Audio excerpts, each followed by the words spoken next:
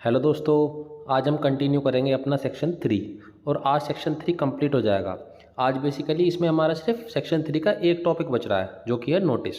सो आइए स्टार्ट करते हैं। A person is said to have notice of a fact when he actually knows that fact और when but for wilful abstention from an inquiry और search which he ought to have made और gross negligence he would have known it. अब मुझे पता है आपको इसको पढ़कर कुछ भी समझ में नहीं आया होगा।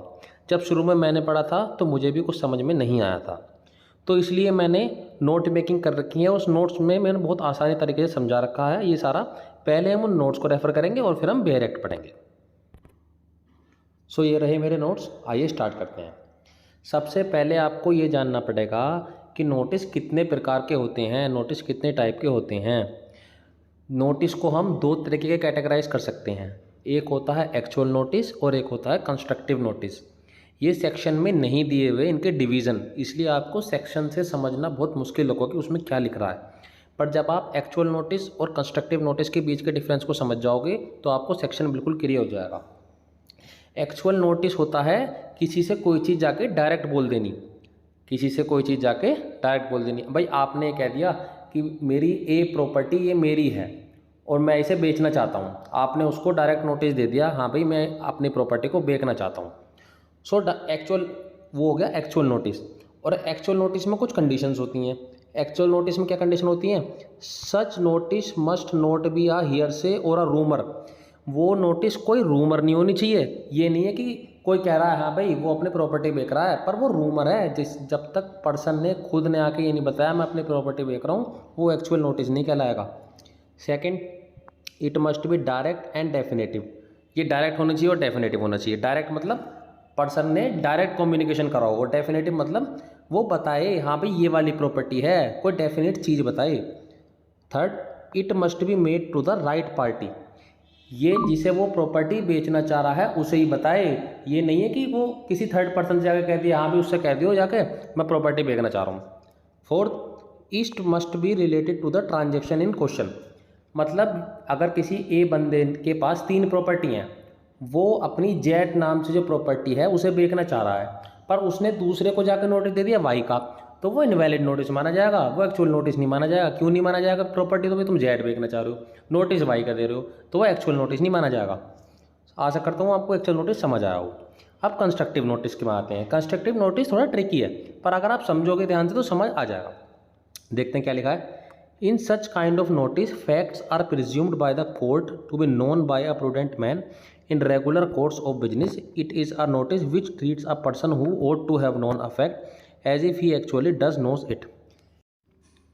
ये कह रहा है कि कोर्ट ये प्रिज्यूम करके चलेगा, एक लीगल प्रिजम्पशन होगा कि ये फैक्ट तो बंदे को पता ही होंगे। भाई ये तो जनरल फैक्ट हैं, ये तो जनरल फैक्ट हैं, इसका तो बंदे के पास नोटिस होना ही चाहिए। अगर कोई रीजनेबल मैन है तो उसको ये बात पता होगी पहले से ही। अगर वो उसको नहीं पता तो वो उसकी गलती है। वो ये नहीं कह सकता कि हमने नोटिस नहीं दिया उसे, वो उसे पता होनी चाहिए थी पहले से खुद ही, अगर वो एक रीजनेबल और प्रूडेंट मैन है। इसके केस लॉ से समझते हैं हम। जब केस लॉ से समझेंगे तो आपको समझ में बढ़िया आएगा। एक केस हुआ था बिपिन वर्सेस प्रियव्रत, जो कलकत्ता हाई कोर्ट था। कलकत्ता हाई कोर्ट ने सुनाया था केस, वहाँ जजमेंट दी थी कि constructive notice is the knowledge which the court impute to a party upon a presumption so strong that it can not be allowed to be rebutted. वो presumption इतना strong है, वो नॉलेज इतनी basic है कि वो तो बंदे को पता ही होनी चाहिए, वो तो बंदे को पता ही होनी चाहिए। जैसे नीचे लिख रहा है, it is based on the doctrine that if a person who is bound to make a inquiry fails to do it, it should be held to have notice of all fact which would have come to its knowledge if he have made the inquiry. अगर कोई ए बंदा किसी B बंदे के पास घर खरीदने जा रहा है और वो बी का जो घर है वो पहले से ही किसी और के नाम है, मान ले जो बी का घर है वो सी के नाम है, पर बी उसे फ्रॉडुलेंटली बेचना चाह रहा है कि हाँ भाई मेरा घर है, तो उसको तो खुद ही जाकर रजिस्ट्रेशन चेक करना चाहिए था कि भाई बी के नाम पे है, सी का नाम पे है। वो सी का घर उठा के बेच रहा है बी, उससे पैसे ले लेगा, उससे कह देगा भाई मेरे पास तो टाइटल है नहीं, मैं तुझे कहाँ से ट्रांसफ़र करूँ। तो अगर वो जाके रजिस्ट्रेशन में डॉक्यूमेंट्स नहीं चेक करता है कि ये बी के नाम है या सी के नाम है, तो वो उसकी गलती है। उसको नोटिस मिल चुका है, उसको कंस्ट्रक्टिव नोटिस मिल चुका है कि भाई तू जाकर रजिस्ट्रेशन चेक कर ले। अगर तू रजिस्ट्रेशन चेक नहीं करेगा तो तेरी गलती मानी जाएगी। आशा करता हूँ आप समझ गए होंगे। और इसमें एग्जांपल्स भी दे रखे हैं कुछ, वो सेक्शन में भी दे रखे हैं और मैंने यहाँ इजी लैंग्वेज में लिख लिए। Conditions in which constructive notice is presumed, किस कंडीशन में कंस्ट्रक्टिव नोटिस मान लिया जाएगा कि हाँ भाई इस बंदे को हमने नोटिस दे दिया, इस बंदे को हमने नोटिस दे दिया, भले उसे इन्फॉर्मेशन हो या ना हो। इन्फॉर्मेशन हो तो अच्छा है, ना हो तो उसकी गलती है। First, wilful abstention from inquiry और search which a person ought to have made, अभी समझा दिया मैंने, इंक्वायरी नहीं करी उसने। Second, gross negligence, gross negligence मैंने अच्छी तरीके से नीचे डिफाइन कर रखा है, अभी पढ़ते हैं। तीसरा, रजिस्ट्रेशन, ये जब मैं आपको एक्सप्लेनेशन पढ़ाऊंगा नोटिस के आगे जब बताऊंगा। चौथा, एक्चुअल पोजीशन। पांचवा, नोटिस टू एजेंट, ये मैं अभी आपको नीचे पढ़ाऊंगा जब मैं आपको एक्सप्लेनेशन पढ़ाऊंगा, जब सेक्शन पढ़ाऊंगा। ये जब मैं जब पढ़ाऊंगा दो बार नहीं बताऊंगा, दो बार रिपीट नहीं करूँगा क्योंकि वीडियो लंबी हो जाएगी। अब आपने बोला था सर ग्रॉस नेग्लिजेंस किसे कहते हैं? ग्रॉस नेग्लिजेंस कहते हैं absence of such care, skill and diligence as is the duty of the person to perform but he fails to perform. एक केयर, एक स्किल, एक डिलीजेंस ये चाहिए था, मतलब एक जनरल अवेयरनेस बंदे की चाहिए थी जो उसके पास नहीं है, या वो परफॉर्म करने में फेल हो गया है उस जनरल अवेयरनेस को, उस केयर को, उस स्किल को, उसको कहते हैं हम ग्रॉस नेग्लिजेंस। भाई नेग्लिजेंस का मतलब क्या होता है? Negligence means omission to do something which a reasonable man should do. एक रीजनेबल आदमी, एक समझदार आदमी, एक प्रूडेंट आदमी अगर कोई काम कर सकता है, वो काम अगर उसने नहीं करा तो वो अनरीजनेबल आदमी कहलाया जाएगा। समझ गए नहीं भाई? अगर बेसिक काम किसी ने नहीं करा तो वो अनरीजनेबल मैन है, वो रीजनेबल मैन थोड़ी है, ठीक है। और doing something which are reasonable and prudent man would not do, या फिर अगर कोई रीजनेबल आदमी एक टाइम पर कोई काम नहीं करता क्योंकि वो उसको नुकसानदायक था, अगर किसी और आदमी ने वो काम कर दिया वो जब भी अनरीजनेबल कहलाया जाएगा। भाई आपसे कह दिया कि भाई गर्म पानी में हाथ नहीं डालना और आपने डाल दिया, तो भाई कोई रीजनेबल मैन तो डालेगा नहीं, आप अनरीजनेबल हो, आपने इसलिए डाल दिया, ठीक है ना। और एक इसमें केस था मोहिरी बीबी वर्सेस धर्मोधर घोष, ये मैं आपको आगे रेफर करूंगा जब मैं आपको एक्सप्लेनेशन पढ़ाऊंगा। सो अब मैं आपको पढ़ाऊंगा नोटिस जो सेक्शन में दे रखा है।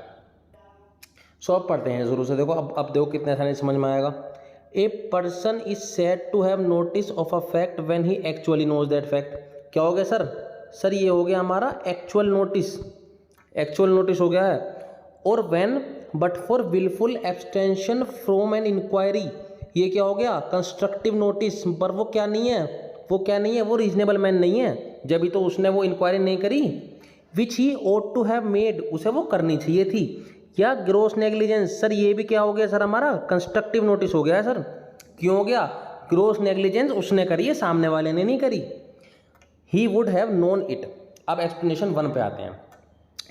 Where any transaction related to immovable property is required by law to and has been effected by a registered instrument, any person acquiring such property or any part or share or interest in such party shall be deemed to have notice of such instrument। मैंने आपको ऊपर दिखाया था constructive notice के example में लिख रहा था रजिस्ट्रेशन, और मैंने आपको बोला था मैं आपको जब समझाऊंगा जब मैं सेक्शन से समझाऊंगा। सो यहाँ तो ये लैंग्वेज थोड़ी सी इन्होंने कॉम्प्लिकेटेड कर रखी है, मैं आपको ईजी लैंग्वेज में समझा रहा हूँ। मान लिया कोई ए बंदा है, कोई बी बंदा है और कोई सी बंदा है।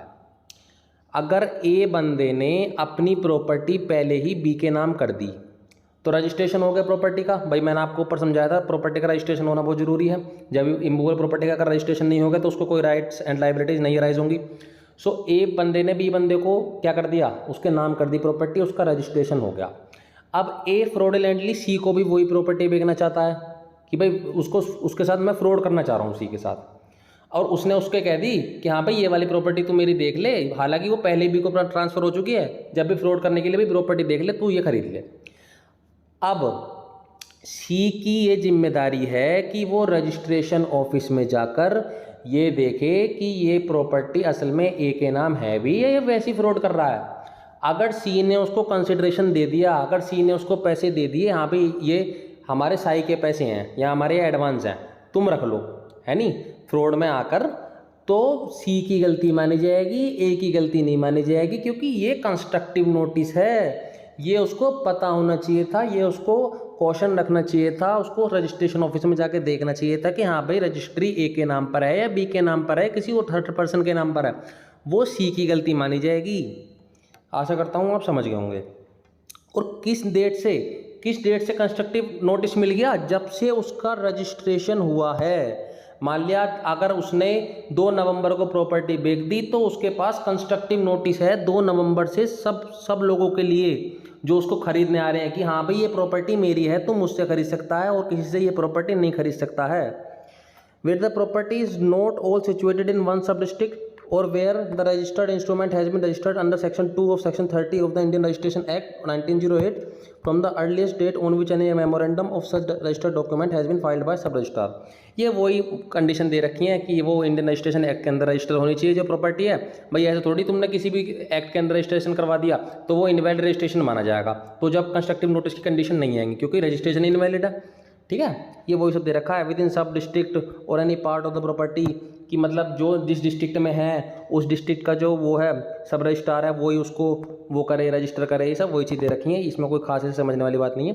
अब इसके हम नीचे चलते हैं, इसके नीचे चलते हैं हम क्या कह रहे हैं सर, क्या दे रखा है, provided that the instrument has been registered and its registration completed in the manner prescribed by the Indian Registration Act। भाई अभी मैंने आपको बताया था कि वो जो डॉक्यूमेंट है, वो जो प्रॉपर्टी है, वो जो इंस्ट्रूमेंट है वो इंडियन रजिस्ट्रेशन एक्ट के अंदर रजिस्टर होनी चाहिए, तभी वैलिड रजिस्ट्रेशन माना जाएगा। बेसिकली ये तीनों कंडीशन दे रखी है ना अपनी, ये रजिस्ट्रेशन के रिलेटेड दे रखी हैं, ये सिर्फ रटने वाली हैं, समझने से कुछ नहीं है, इसमें समझना कुछ नहीं है। The instrument has been duly entered और फिल्ड एज द केस में be in books under kept under section 51 of the act. जो इंस्ट्रूमेंट है वो 51 ऑफ द एक्ट जो है उसकी जो रिकॉर्ड है उसमें रजिस्टर हो जाना चाहिए।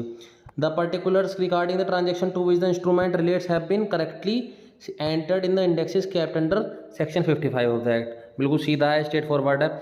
जो इसमें समझने वाले पॉइंट हैं वो एक्सप्लेनेशन 2 और 3 हैं, ये हमारे बहुत इंपॉर्टेंट हैं, बहुत ज़्यादा। सर अब हम पहले एक्सप्लेनेशन 2 को पढ़ते हैं। एक्सप्लेनेशन 2 क्या कह रहा है, any person acquiring any immovable property or any share or interest in any such property shall be deemed to have notice of the title if any of the person who is for the time being in actual possession thereof। Sir क्या कह रहे हैं इसमें, हम example के द्वारा समझते हैं। अगर कोई एक पर्सन कोई प्रॉपर्टी को एक्वायर करने जा रहा है और वो कैसी प्रॉपर्टी है, वो इमूवेबल प्रॉपर्टी है, या फिर उसका कोई एक शेयर परचेज करने जा रहा है, तो जो बंदा वो प्रॉपर्टी एक्वायर करने जा रहा है उसकी ये रिस्पॉन्सिबिलिटी बनती है कि वो उस प्रॉपर्टी को जाके देख ले भाई वो किसी और के पोजीशन में तो नहीं है। फॉर एग्ज़ाम्पल मान लिया एक बी बंदा है, वो ए से एक प्रॉपर्टी परचेज करने जा रहा है। अगर वो एक हाउस परचेज करने जा रहा है तो उसको वो घर पे जाके उस हाउस पे जाके विजिट करके ये देख लेना चाहिए, उसकी रिस्पॉन्सिबिलिटी बनती है कि वो किसी और के पोजीशन में तो नहीं है। मान लिया किसी ए बंदे ने वो हाउस किसी को लीज पे दे रखा हो, वो किसी को रेंट पे दे रखा हो 10 साल के कॉन्ट्रैक्ट से कि हाँ भाई ये तेरे पास रहेगा 10 साल, तो वो उसकी गलती नहीं है, ए की गलती नहीं मानी जाएगी। और जो वो बी बंदा है अगर उसने वो प्रॉपर्टी खरीद भी ली तो वो 10 साल तक उस सी बंदे को जो उसने रेंट पे ले रखा है उसको वहाँ से बाहर नहीं निकाल सकता। देखो क्या कह रहे हैं, to have notice of the title if any of the person who is for the time being in actual possession thereof. अगर उसके एक्चुअल पोजेशन में वो कोई बंदा है तो वो पहले ही कंस्ट्रक्टिव नोटिस उसके पास चला गया। क्या कंस्ट्रक्टिव नोटिस चला गया कि ये मेरे पास रहेगी 10 साल तक प्रॉपर्टी, इस पर आप कुछ नहीं कर सकते, रेंट पर मेरे पास रहेगी, वो कंस्ट्रक्टिव नोटिस के केस में आ जाएगा। मैंने आपको पहले भी बताया था, जो आपने नोट्स दिखाए थे मैंने उसमें लिख रखा था actual position comes under the constructive notice. मैं आशा करता हूँ आप समझ गए होंगे। अब एक्सप्लेनेशन 3 की बात करते हैं, ये तो बहुत सिंपल है। A person shall be deemed to have had notice of any fact if his agent acquires notice thereof. मतलब अगर कोई ए बंदा है और एक बी बंदा है और बी बंदे को वो प्रॉपर्टी बेचना चाह रहा है ए बंदा, और बी तो वहाँ है नहीं, उसने अपना एजेंट छोड़ रखा है भाई, अपने ब्याह पर अपने एक एजेंट छोड़ रखा है। तो अगर ए बंदे ने उसके एजेंट को नोटिस दे दिया तो वो ये माना जाएगा कि वो बी बंदे को ही नोटिस चला गया। समझ गए ना, क्योंकि उसने एजेंट क्यों हायर कर रखा है, इसलिए कर रखा है कि तुम मेरे ब्याह पर कुछ सुन लेना, कोई नोटिस आए तो उसे देख लेना, तो वो ये माना जाएगा कि वो बी बंदे को चला गया। पर हाँ इसमें एक कंडीशन दे रखी है, अगर वो फ्रॉड करता है एजेंट, अगर उसने फ्रॉडेंटली वो कंसील करा है फैक्ट, जब वो प्रिंसिपल, वो बी बंदा जब लायबिल नहीं होगा, जब माना जाएगा जब उसके पास नोटिस नहीं गया है, क्योंकि वो उसके साथ फ्रॉडुलेंटली बिहेव कर रहा है। समझ गए ना। और इसको आपको मैंने एक केस लो भी रेफर करा था जब मैं आपको नोट्स दिखा रहा था, मोयरी बीबी वर्सेस धर्मोदार घोष का। अब उस केस लो को पढ़ते हैं, आप समझ में आएगा वो केस। भाई क्या कहा गया था केस में, notice to agent is notice to principal और क्या कंडीशन है इसके साथ, the agent must be acting in course of business as an agent. समझ गए ना, जो एजेंट है वो कोर्स ऑफ बिजनेस में काम कर रहा होगा उस टाइम पर। मान लिया भाई एजेंट तो ए का दोस्त है और एजेंट उसके घर चाय पीने गया, उसने उससे कह दी कि हाँ भाई यार ये मेरी प्रॉपर्टी बिक रही है, ये बी को बता देना, पर वो उस टाइम बी के एजेंट नहीं है, वो ए का दोस्त है, उस टाइम पर नोटिस नहीं माना जाएगा। ठीक है, मोयरी बीबी वर्सेस धर्मोदार घोष के केस में ये बताया गया था। और बहुत सारे केस लॉस में ये भी कहा गया है कि notice to a partner is considered to be notice to all partners, और notice to advocate is notice to his client. ये अदर केस लॉस के जजमेंट्स हैं, वो मैंने यहीं पर लिख दिए हैं। आप चाहो तो इसका स्क्रीनशॉट ले सकते हो और अपने नोट जो आप बना रहे हो उसमें सेव कर सकते हो। सो यहाँ पर कंप्लीट होता है हमारा सेक्शन 3। आशा करता हूँ आपको समझ में आया होगा। अगर आपके कुछ भी डाउट रह जाते हैं आप उनको कमेंट सेक्शन में लिख दो, और मेरी वीडियो का रिव्यू भी लिखो कि मेरे भाई पढ़ा रहा हूँ, मैं 4-5 मैंने वीडियो बना दी, आपको अच्छी भी लग रही है या नहीं लग रही। ठीक है ना। और अगर आपको वीडियो अच्छी लगे तो मेरे चैनल को सब्सक्राइब करें और मेरी वीडियो को लाइक करें। Thank you all.